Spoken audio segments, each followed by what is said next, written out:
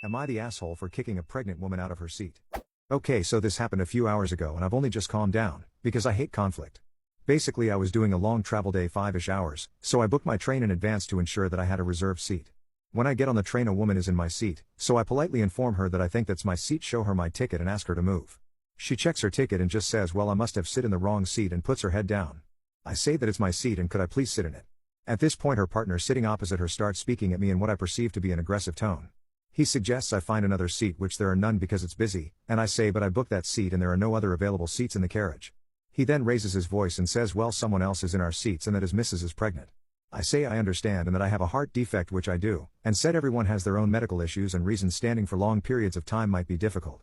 And here I could be the asshole. I ask him to not speak to me in an aggressive tone, and that I will make a complaint. He then starts swearing at me and I ask him to stop. Eventually the woman gets up and allows me to sit there, and he continues to berate me saying he hopes I feel good for myself and that I'm quiet now I have my seat, when really I just stopped engaging as I felt there was no point.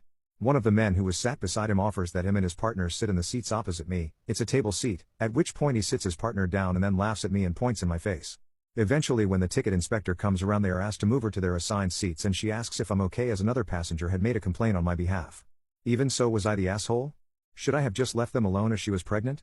And did I in any way escalate the situation? Edit, as I don't know how able I'll be to respond to all the comments. Thank you sincerely to everyone that has engaged with this post. I've learned a lot about myself and my ability to let anxiety and overthinking get in the way of trusting my decisions. I honestly came into writing this thinking that I escalated the situation, so to have people affirm that it's just standing my ground and that is all right has been really gratifying.